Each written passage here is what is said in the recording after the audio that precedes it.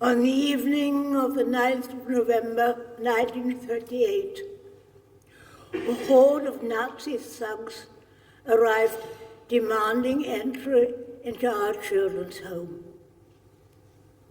The non-Jewish caretaker handed them the keys and then left in a hurry.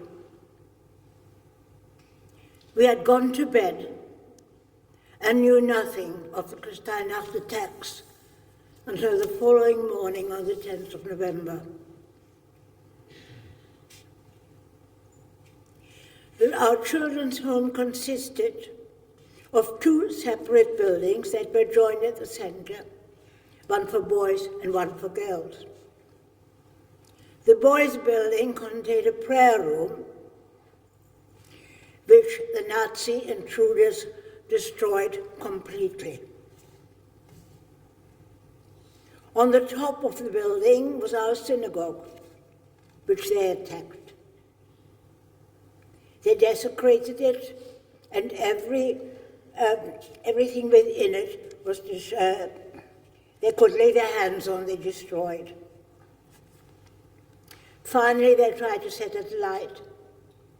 But the timber within it was so old and so solid that it barely smoldered and was doused by our staff after they left.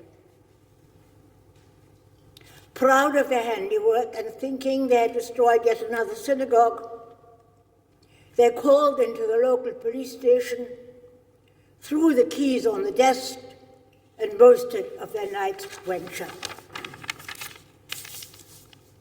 The station sergeant, who'd known us for many years, hurried across to help, but found everything under control by our staff.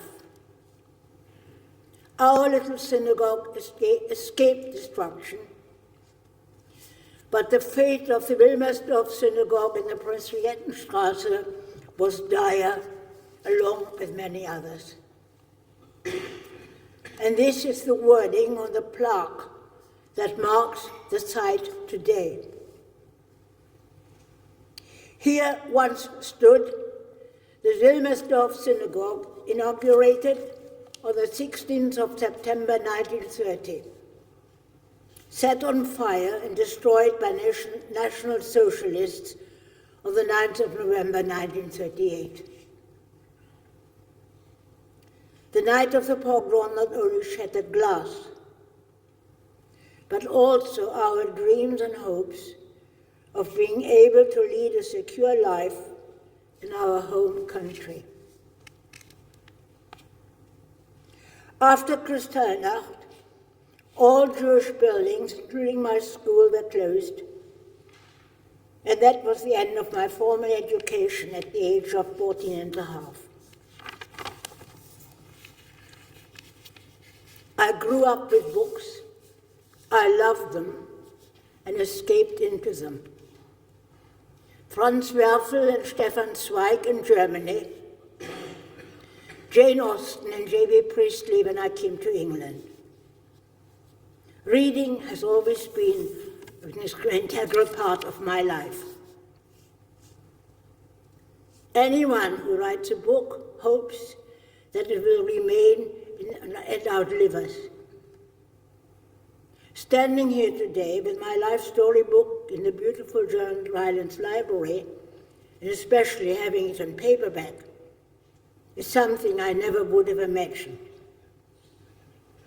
I've been fortunate to work with the Fed's My Voice project, because now I know that my story, along with those of many other survivors, will definitely live on. And you can't aim much higher than that for your life story to be available in schools, universities, and prestigious libraries around the world.